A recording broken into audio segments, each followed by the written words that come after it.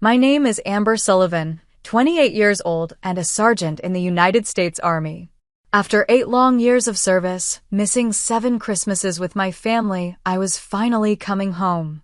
I'd counted down the days, packed my bags, and even bought presents. Then my phone buzzed with a text from my father. "Don't bother coming home." My heart sank, but I only replied, "Fine." 7 days later, I woke up to 20 missed calls from my family and 1 from their lawyer. Before I tell you what happened next, drop a comment letting me know where you're watching from and hit subscribe if you're new here. Trust me, you'll want to hear how this ends. I grew up in Portland, Maine, in a beautiful colonial-style house with a perfect view of the harbor. From the outside, the Sullivans looked like the ideal American family. My father, Richard, built his construction company from the ground up, becoming one of the most respected businessmen in town. My mother, Diana, gave up her teaching career to help run the family business and raise us 3 kids. My older brother Travis was groomed from birth to take over the company someday. My younger sister Jessica was the academic star heading to medical school. And then there was me, the middle child who never quite fit the Sullivan mold. "Amber, why can't you just follow the plan like your brother?" Dad would ask whenever I showed interest in anything outside the family business. "Sullivan Construction has your name on it too." But I had different dreams. While Travis shadowed Dad at construction sites and Jessica collected academic awards, I joined ROTC in high school and fell in love with the structure, purpose, and camaraderie. The day I announced my intention to enlist instead of attending the business school Dad had already paid a deposit for was the first time I saw him truly lose control. "No daughter of mine is going to waste her life taking orders and getting shot at," he roared, his face turning that dangerous shade of red that always signaled a Sullivan family storm. "Richard, please," my mother pleaded, always the peacekeeper. "I've made my decision, Dad," I said, standing my ground even as my hands trembled. "I ship out next month." "Then you're no longer welcome in this house," he said coldly. My mother gasped. Travis looked away uncomfortably. Jessica started crying. "Richard, you don't mean that," my grandmother Eleanor said. She was the only one who ever stood up to my father. "This is Amber's choice to make." "It's a stupid choice," he spat. "And she'll regret it." I left for basic training with only my grandmother's blessing. The next 8 years were a blur of desert landscapes, military bases, and combat zones. Basic training nearly broke me physically, but mentally, it was the first time I felt like I belonged somewhere. Drill sergeants didn't care about my family name or expectations, only that I pushed my limits and had my team's back. That's where I met Cassandra Cass Brooks. We survived boot camp together, got assigned to the same unit, and eventually deployed to Afghanistan side by side. She became the sister I never really had in Jessica. "You know, Sullivan," Cass said one night during our first deployment, as we sat watching the stars from our base, "most people join to escape something or find something. Which one are you?" "Both, I guess," I admitted. Escaping expectations, finding myself. My first tour was difficult, the heat, the danger, the homesickness. But I discovered I was good at my job, cool under pressure, respected by my peers. I earned commendations, then medals. During my second tour, our unit was ambushed while escorting a medical convoy. Without thinking, I led a counteroffensive that saved 12 lives, including 2 local children.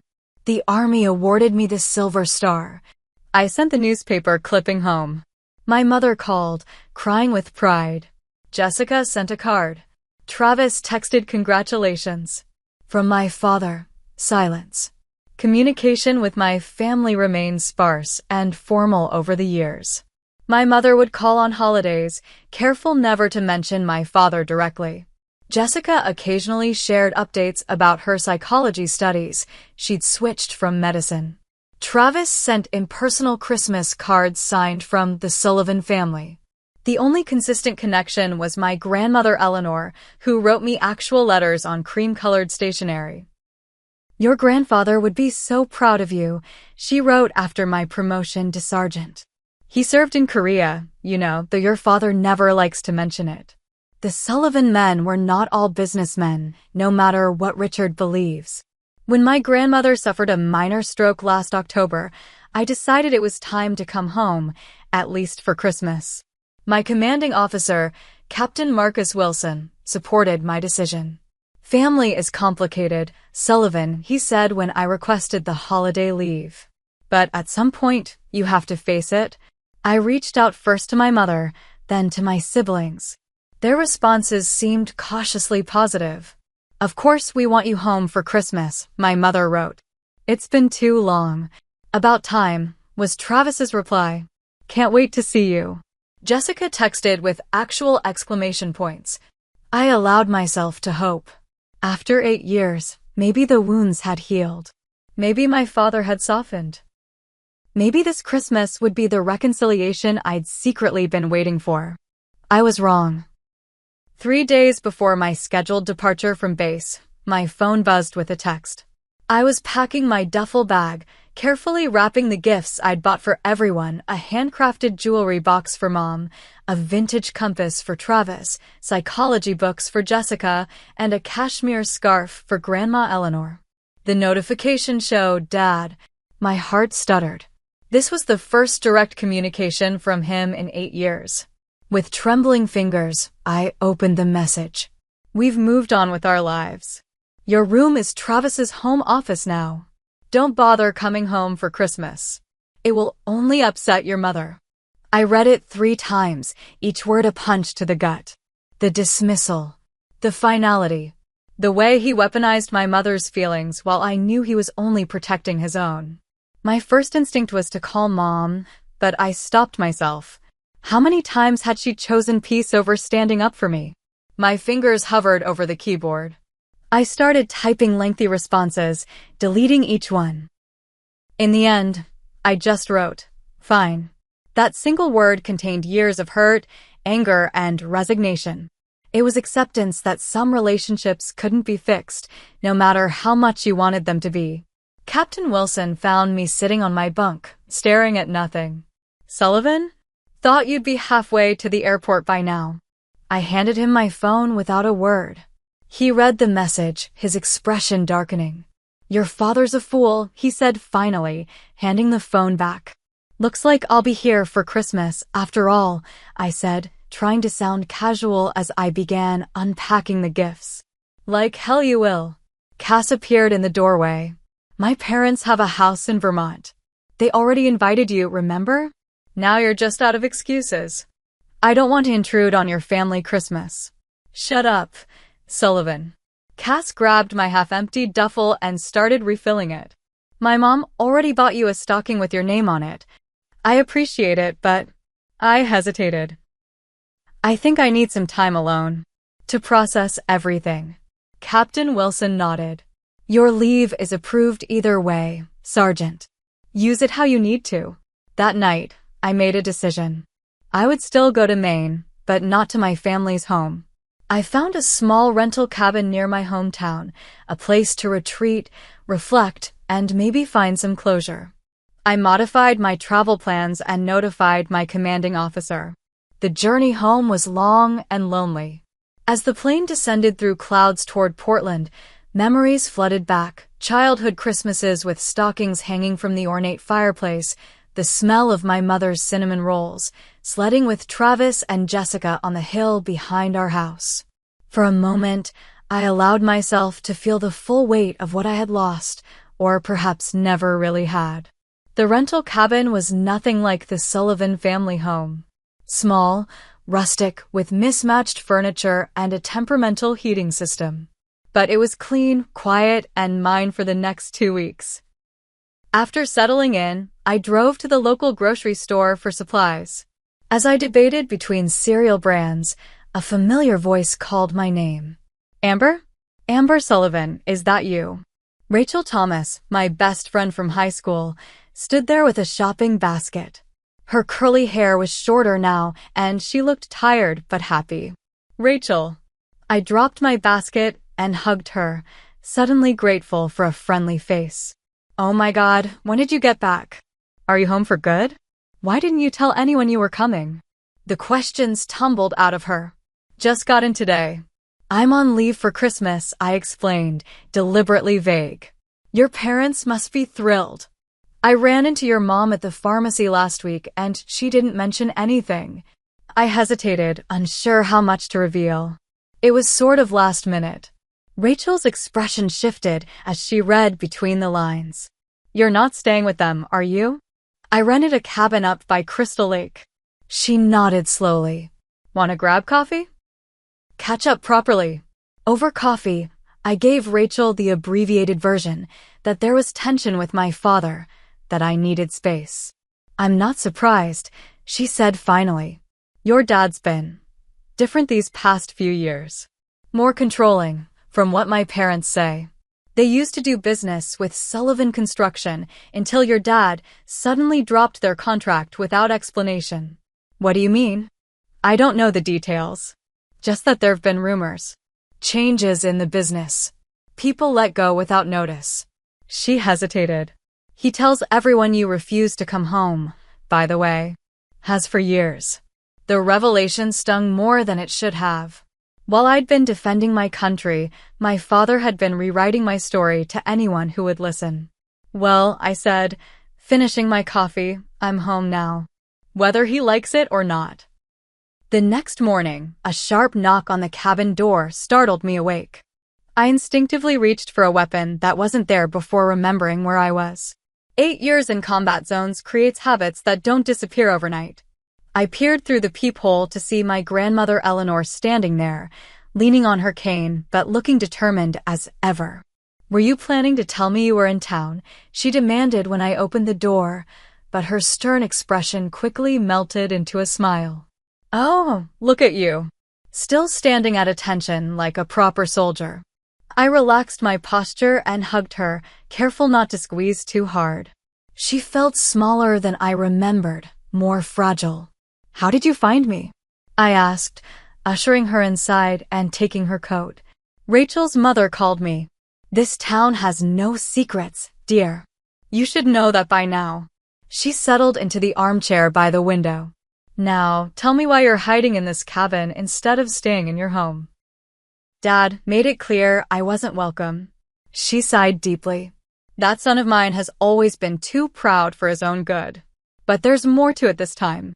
She leaned forward. The business is in trouble, Amber. Serious trouble. What kind of trouble? Financial, legal, I'm not sure of the details. Richard doesn't confide in me anymore. But he's changed. More secretive. More controlling with Diana and the children. She reached for my hand. Travis made some poor decisions with company investments. Jessica withdrew from her PhD program without telling anyone. Your mother barely leaves the house now. The picture she painted was disturbing, a family unraveling while maintaining a perfect facade. Why are you telling me this, Grandma? Because you deserve to know what you're walking into. She squeezed my hand. And because despite everything, they're still your family. After Eleanor left, promising to visit again soon without telling my parents, I tried to process everything she'd shared. My phone remained silent, no calls or texts from my mother or siblings despite Rachel's mother undoubtedly spreading news of my return. I was contemplating my next move when another knock came at the door. This time, it was a tall, broad-shouldered man with kind eyes and a tool belt. Miss Sullivan? I'm Ryan Cooper. The rental agency sent me to fix that leaky faucet you reported. He worked quickly and efficiently, but I noticed him stealing glances at my military duffel and the dog tags I'd absent-mindedly left on the coffee table. Army, he asked as he was finishing up. 8 years. Just on leave for the holidays. My brother served. Marines. He stood, wiping his hands on a rag. You're Richard Sullivan's daughter, aren't you? I nodded, bracing for the usual reaction, the polite distance people maintained when they connected me to my father's influence. Instead, Ryan frowned slightly. Must be tough, coming back to all this. All what? He looked uncomfortable. Just town gossip. Nothing important. Please. I'd rather know. Ryan hesitated. There have been rumors about Sullivan Construction, government contracts that seemed to appear overnight, competitors being underbid by impossible margins. Some of the local contractors who used to work with your dad have been blacklisted from major projects. He shrugged. Like I said, just talk. But it aligned too perfectly with what Eleanor had mentioned to be just talk. Over the next few days, I reacquainted myself with my hometown. The main street had new shops. The park where I used to play had been renovated. The high school had a new wing named after a local businessman, not my father, I noted with interest. Everywhere I went, I felt eyes following me, whispers trailing in my wake. The prodigal Sullivan daughter returned from war only to stay in a rental cabin instead of her family's mansion. On day 4 of my leave, I ran into Jessica at Coastal Coffee, the cafe where we used to study together. She froze when she saw me, her expression cycling through shock, guilt, and something that looked like fear. "Amber," she said finally, "you're really here." In the flesh. I gestured to the empty chair across from her. "Can I join you?" She glanced nervously at the door before nodding. "I can't stay long." Up close, my little sister looked exhausted. Dark circles shadowed her eyes, and she'd lost weight since I'd last seen her. The confident academic star had been replaced by someone who jumped at the sound of the espresso machine. "How are you, Jess?" I asked gently. "Fine. Busy with research." The lie came easily to her lips, making me wonder what else my family had become comfortable lying about. "Grandma said you left your program." Jessica's eyes widened. "Don't tell Dad you know that. Please." "What's going on, Jess? What's happening with the family?" She gathered her things hurriedly.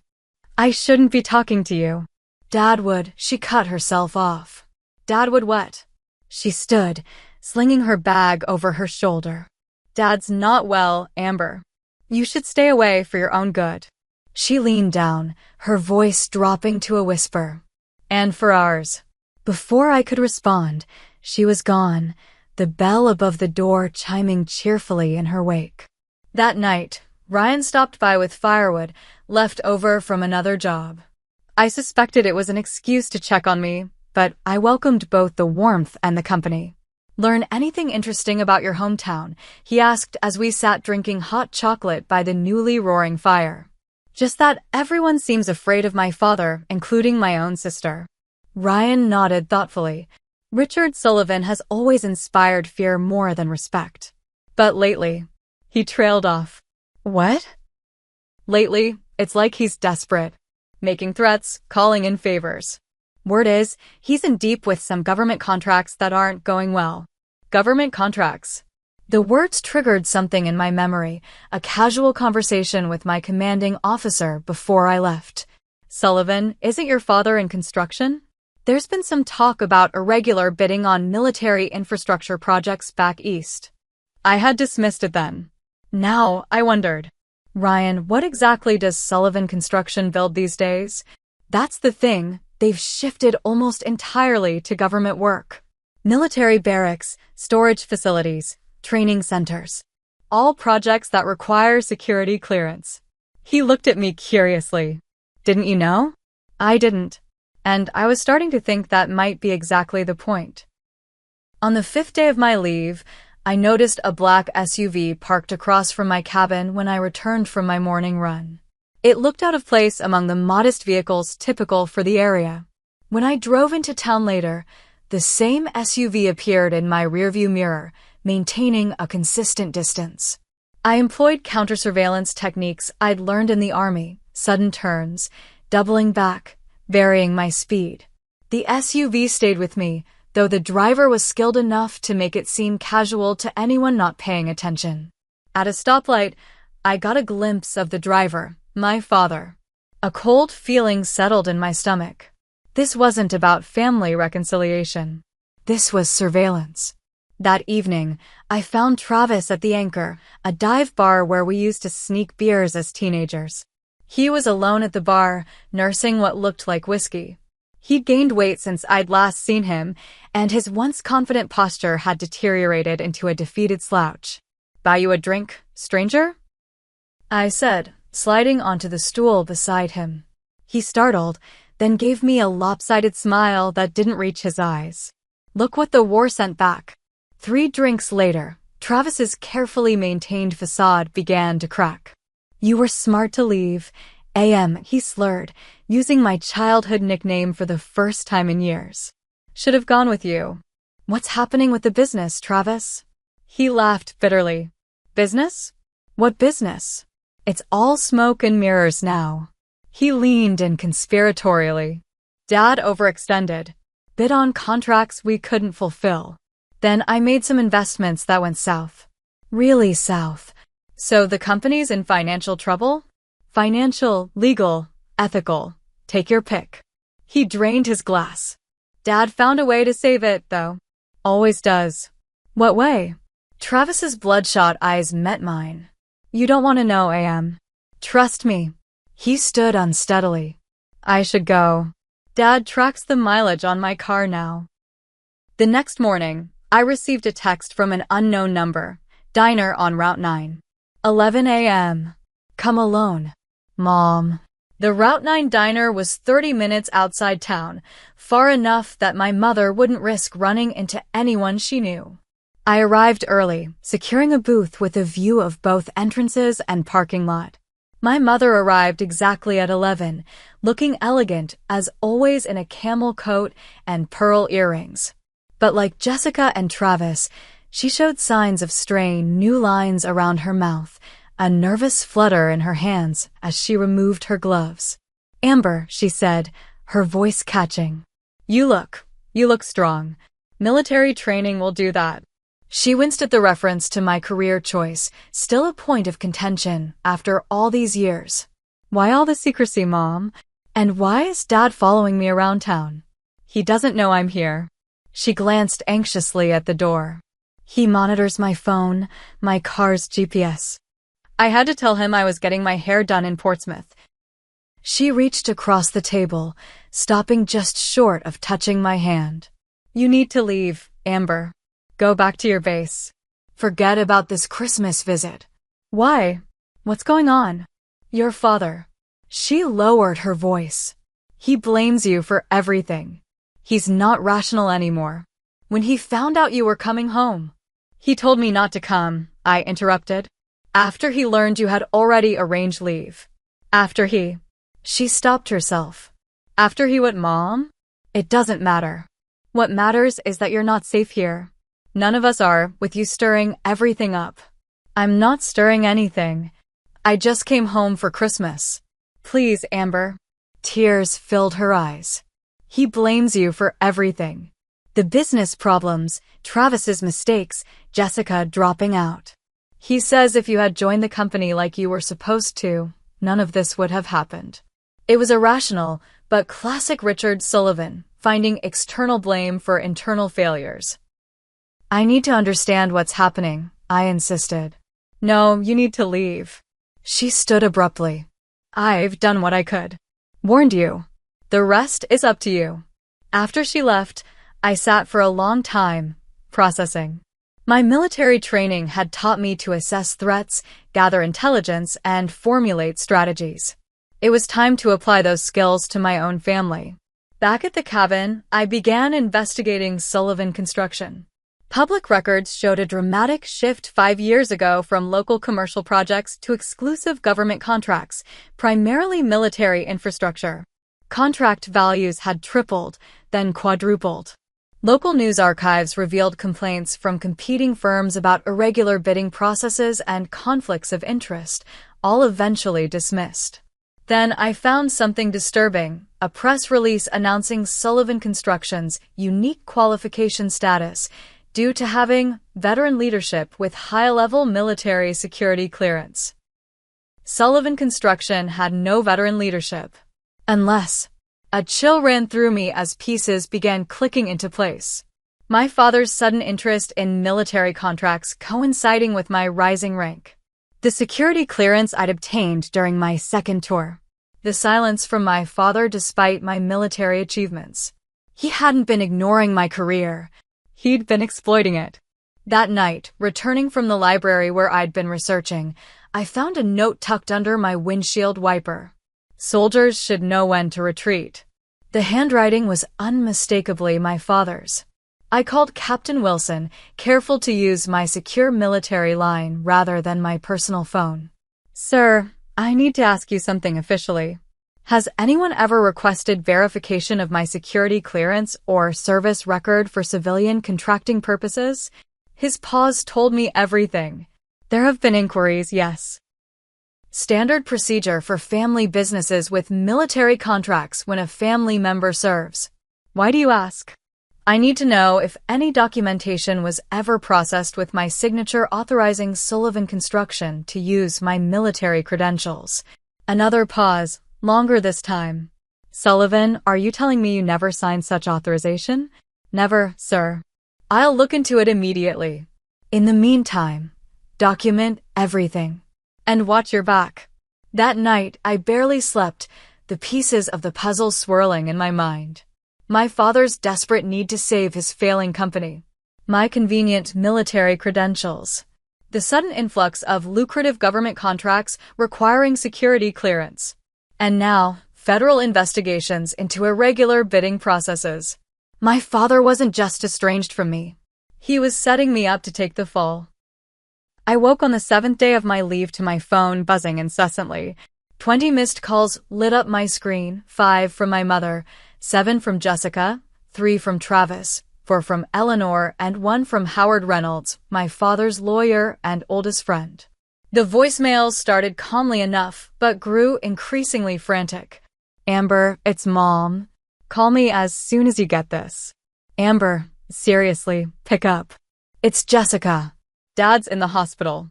It's Trav. Dad had a heart attack last night. It's bad. Call me. Amber, it's your grandmother. Whatever you're thinking, put it aside.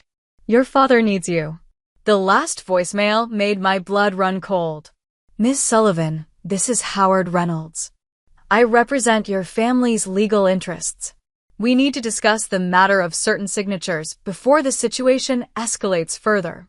Please call my office immediately. I dressed quickly and drove to Portland General Hospital, my mind racing. Was this another manipulation? A trap to get me to the hospital where federal investigators might be waiting? Or had my father actually suffered a heart attack from the stress of his scheme unraveling? The hospital waiting room was a tableau of Sullivan family dysfunction. My mother sat rigidly in a corner chair, makeup perfect despite the circumstances. Jessica paced, biting her nails, a habit our father had always criticized harshly. Travis stood by the window, looking hungover and defeated. They all froze when I walked in. How is he? I asked, directing the question to no one in particular. Stable, Jessica answered when no one else did. Triple bypass surgery scheduled for tomorrow. Her eyes narrowed. What did you do, Amber? Excuse me. Dad was fine until you decided to come back and stir everything up, she hissed. He got your text and collapsed 20 minutes later. I didn't text Dad. Don't lie. He showed us all the message. Threatening to go to the authorities? After everything he's done for you. I felt a cold clarity descend. I didn't send any text. And Dad hasn't done anything for me in 8 years except apparently forge my signature and potentially commit fraud using my military credentials. The waiting room fell silent. My mother's face drained of color. You don't know what you're talking about, Travis said, but his voice lacked conviction. Don't I? Sullivan Construction suddenly specializing in military contracts requiring security clearance? Dad following me around town? The lawyer calling about certain signatures. I looked at each of them. What did he do? What did you all let him do? Miss Sullivan. Howard Reynolds appeared in the doorway, looking grave. A word, please. I followed him to a quiet corridor away from my family. Despite being in his 60s, Reynolds stood tall and imposing in his tailored suit, every inch the high-powered attorney. Your father suffered a serious cardiac event last night, he began. After allegedly receiving a threatening text from me that I never sent, I finished for him. He studied me carefully. I've known your father for 30 years. He's a proud, Difficult man, but he loves his family. Is that why he forged my signature to fraudulently obtain government contracts? Reynolds didn't deny it. Instead, he sighed deeply. The situation is complicated. Simplify it for me. Your father's company was failing. The recession hit construction hard. Then an opportunity arose for military contracts, but they required someone with security clearance on the executive team. Let me guess. Dad decided his estranged daughter in active service was the perfect solution. He thought you'd never find out. The credentials were just to get the contracts. The work itself was legitimate, except for the fraud part. Reynolds had the grace to look uncomfortable. Yes, well, that's where things got complicated. When federal auditors began asking questions, your father needed a contingency plan. He was going to blame me, I said flatly. That's why he didn't want me coming home. He needed time to set up the paper trail showing I was the one who authorized everything. Richard made some poor choices under extreme pressure. Poor choices? He committed fraud using my military credentials while I was risking my life overseas, then planned to let me take the fall for it. Those aren't poor choices. They're crimes. Before Reynolds could respond, my grandmother Eleanor appeared, moving faster than I'd seen since my arrival. Amber, she said, her voice tight with urgency. I need to show you something. She thrust a folder at me. I found these in Richard's home office safe. Inside were documents with my signature, or rather, forgeries of my signature, on security clearance authorization forms, contract applications, and military vendor registrations. All dated during periods when I had been deployed overseas. I always suspected Richard was hiding something, Eleanor said. After our talk, I decided to do some investigating of my own. Reynolds looked stricken. Eleanor, you broke into Richard's safe?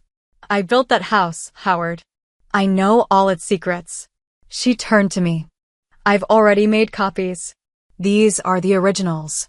A commotion down the hall interrupted us, my mother crying out, medical staff rushing toward my father's room. He's having another episode, Jessica called, her face pale with fear. For a moment, I hesitated. Despite everything, this was my father, the man who had taught me to ride a bike, who had carried me on his shoulders at parades, who had once been my hero.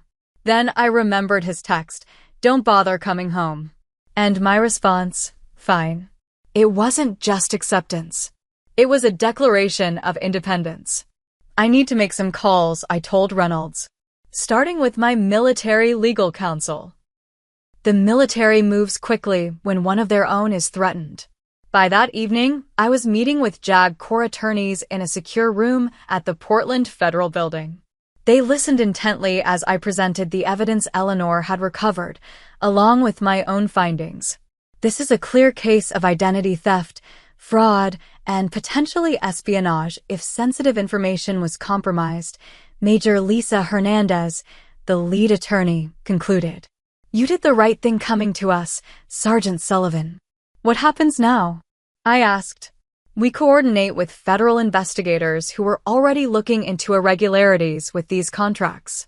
Your father and anyone else involved will face questioning.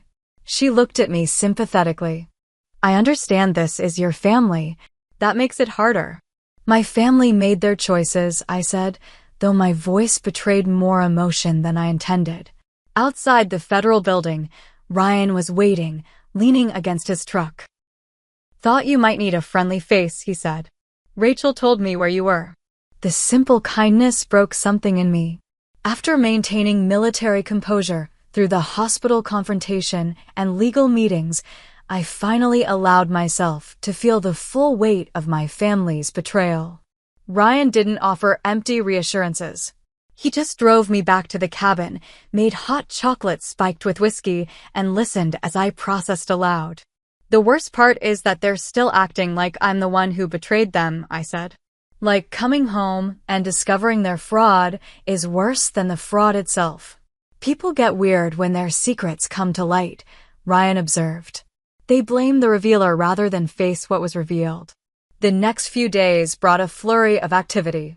Federal investigators interviewed me multiple times. Military security officers audited every contract associated with my credentials. My father stabilized enough for his triple bypass surgery, which was successful, but he remained in the ICU. I stayed away from the hospital, focusing instead on clearing my name and untangling myself from my father's scheme. Travis found me at the cabin on the 4th day after everything broke open. He looked terrible, unshaven, bloodshot eyes, clothes rumpled. They froze all the company accounts, he said without preamble. Interviewed me for 6 hours yesterday. Did you know? I asked. About Dad using my credentials? He couldn't meet my eyes. I suspected. Didn't want to know for sure. And you were okay with that? With him setting me up to take the fall. I didn't know that part until it all went to hell. He ran a hand through his greasy hair. I'm sorry, AM. I should have stood up to him years ago. We all should have. His apology felt inadequate against the magnitude of the betrayal, but it was a start. Jessica was next, appearing at my door the following day, looking equally disheveled, but more angry than repentant. They're saying Dad could go to prison, she accused. Is that what you want? What I want is irrelevant. Dad committed fraud, multiple federal crimes. He was trying to save the business. Save all of us. By sacrificing me, I pointed out. The daughter he already threw away. That's not fair. You left us. I joined the army. I didn't abandon my family. Dad is the one who cut me off because I wouldn't follow his grand plan. Jessica deflated slightly. He always had to control everything. Everyone. And you all let him. What choice did we have? The same one I made. To live your own life. I softened my tone. Why did you really leave your PhD program, Jess? Her eyes filled with tears. I was having panic attacks. Couldn't sleep. The pressure from Dad to be perfect, to be the academic success, since you were the disappointment. She wiped her eyes angrily. I wanted to be a kindergarten teacher. Dad said no Sullivan would waste their potential like that. Gradually, the full picture emerged. My father had been slowly imploding for years, trying to maintain control as his business faltered and his children sought independence. Travis's investment mistakes had accelerated the financial decline. In desperation, my father had seen an opportunity in my military service, a way to access lucrative contracts through my security clearance. When federal auditors began questioning the credentials, he planned to claim I had authorized everything, portraying me as a resentful daughter trying to sabotage the family from afar. My surprise Christmas visit had thrown his plan into chaos. My mother finally came to see me a week after my father's surgery. She looked smaller somehow, diminished without my father's commanding presence beside her. He's asking for you, she said. The doctors say his recovery depends on reducing stress. So I'm supposed to pretend everything's fine? That he didn't try to frame me for his crimes? I'm asking you to listen to what he has to say. She twisted her wedding ring nervously. I'm not defending what he did. It was wrong. Terribly wrong. Did you know? She couldn't meet my eyes. I suspected something wasn't right with the new contracts. Richard became secretive, working late, locking his office. But I never imagined he would use your credentials. She finally looked up. I should have protected you better. All these years. Her admission wasn't enough to heal the wound, but it was something.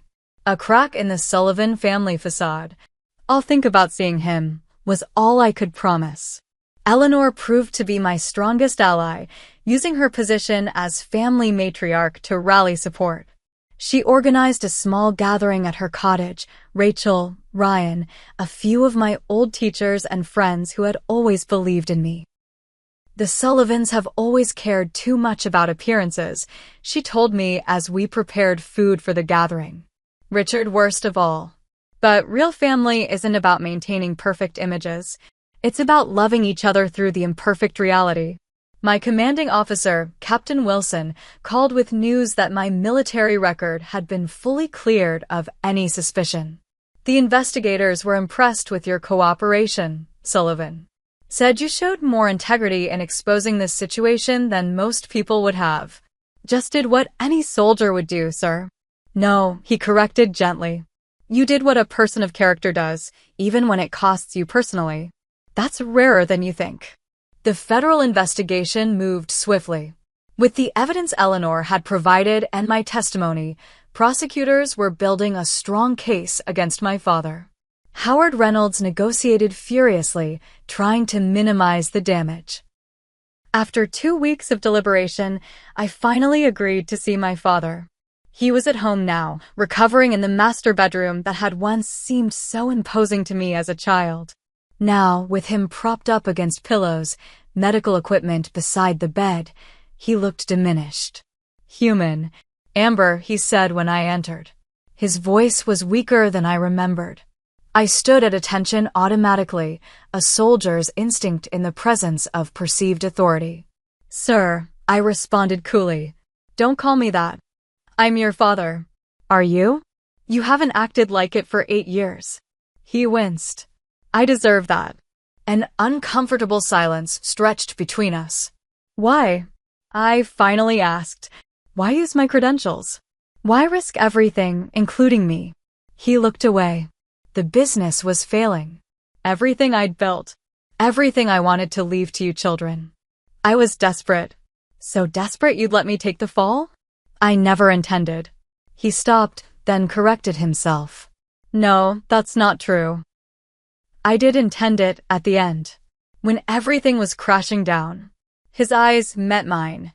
I've spent my life believing I was building something important, something that mattered. When it started to fail, I couldn't accept it. That doesn't excuse what you did. No, it doesn't. To my shock, tears formed in his eyes. I was always proud of you, you know. Your courage. Your independence. I just didn't know how to show it. Couldn't admit I was wrong to push you away. The admission stunned me. This vulnerable version of my father was someone I'd never seen before. That doesn't excuse what you did, I repeated, more softly this time. No, he agreed. It doesn't. It wasn't forgiveness, not yet. But it was a beginning. 3 weeks after my father's heart attack, Sullivan Construction officially entered federal receivership. The fraud investigation had uncovered multiple violations beyond just the misuse of my credentials, tax evasion, bribery of local officials, falsified inspection reports. My father, facing overwhelming evidence, accepted a plea deal that acknowledged his guilt in exchange for a reduced sentence considering his health condition.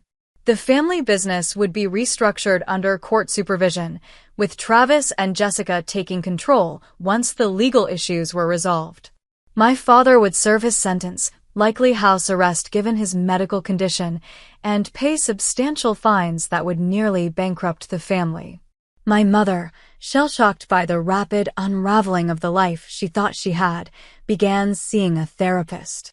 Gradually, she started reclaiming parts of herself that had been subsumed by my father's domineering personality. She resumed teaching part-time at the local community college, rediscovering the passion for education she'd abandoned decades ago. I enabled him, she admitted during one of our cautious coffee meetings. For years, I chose peace over truth, stability over integrity. I won't make that mistake again. Jessica, freed from our father's expectations, re-enrolled in school, not for a PhD in psychology, but for a master's in early childhood education. The panic attacks subsided as she pursued her genuine passion. I spent so many years trying to be who Dad wanted, she told me. I barely know who I actually am. You'll figure it out, I assured her. It took me joining the army and getting shot at to find myself. She laughed, a genuine sound I hadn't heard from her in years. Maybe I'll skip that part of the journey. Travis had the hardest road ahead. As the favored son groomed to take over, his identity had been entirely wrapped up in Sullivan Construction and our father's approval. The company's restructuring and my father's disgrace left him adrift. I don't know how to be anything except Richard Sullivan's son and heir, he confessed during a rare vulnerable moment. Then become someone else, I suggested. Someone better. Eleanor hosted Christmas dinner at her small cottage, a far cry from the lavish Sullivan family celebrations of the past, but somehow more authentic. My mother brought her famous cinnamon rolls. Jessica decorated with handmade ornaments. Travis, making an effort to contribute, arrived with armloads of firewood and a selection of local craft beers. My father remained at home, still too weak to attend, and though no one said it aloud, not entirely welcome yet. The shadow of his actions hung over us, but didn't define the gathering. Ryan joined us, fitting seamlessly into the strange new family dynamic we were creating. His steady presence and dry humor helped ease the awkward moments. "Strangest Christmas I've ever had," he whispered to me as we washed dishes together. "Also, maybe the best." The military granted me extended leave to deal with the family crisis and legal proceedings. Captain Wilson called regularly, ensuring I had the support I needed. "Take the time you need, Sullivan," he insisted. "Your unit will be there when you're ready to return." As winter deepened, I began to consider my future. I had 2 years left in my current enlistment. After that, possibilities stretched before me, continuing my military career, returning to civilian life, perhaps even coming back to my hometown permanently. "I'm thinking of starting a veterans support program here," I told Ryan one evening as we walked along the snow-covered beach. "After my service ends, something to help soldiers transition back to civilian life." "Sounds like someone found her calling," he observed, taking my gloved hand in his. The most difficult conversations were with my father. As his physical health improved, we began the painful process of addressing the damage he had caused. "I don't expect forgiveness," he said during one of our carefully structured visits. "I don't deserve it." "Forgiveness isn't about deserving," I replied, repeating words from the military chaplain who had helped me process combat trauma. "It's about choosing to release the burden of anger. It doesn't mean forgetting or excusing." "When did my daughter get so wise?" he asked, a glimmer of his old self showing through.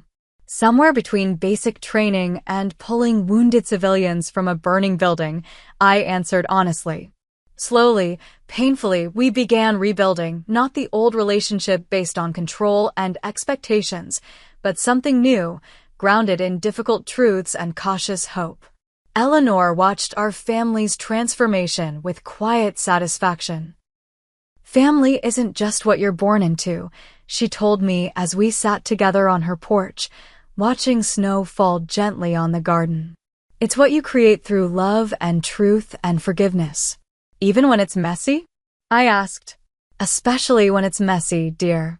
Perfect families exist only in photographs and Christmas cards."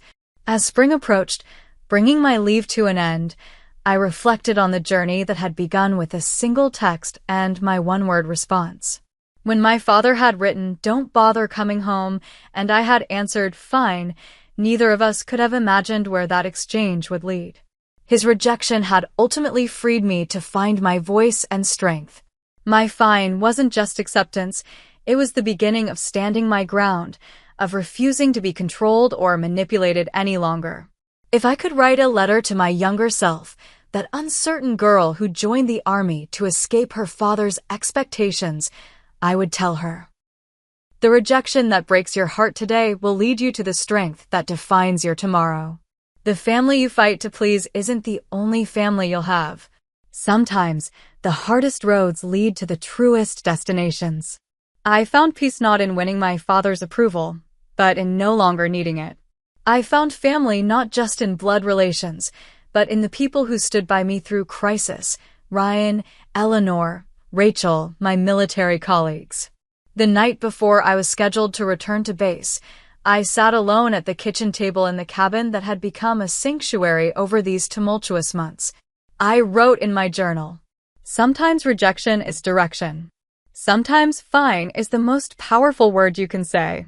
And sometimes the family you fight hardest to be part of isn't the family you actually need." I'd come home seeking reconciliation and found revelation instead. The road ahead remained complicated. Legal proceedings continuing, family relationships still fragile, my father's health uncertain. But for the first time in years, I felt truly at peace with who I was and where I belonged. If you've ever felt rejected by those who should love you most, know that your worth isn't determined by their acceptance. If you've struggled to fit into someone else's vision of who you should be, know that the most liberating moment comes when you finally embrace who you actually are. What about you? Have you ever had to stand your ground against family pressure or expectations? How did it change you? Drop a comment below sharing your experience. And if this story resonated with you, please like, subscribe, and share it with someone who might need to hear that rejection sometimes leads to the most authentic version of yourself. Thank you for joining me on this journey, and remember, sometimes the best response to "don't come home" is simply fine.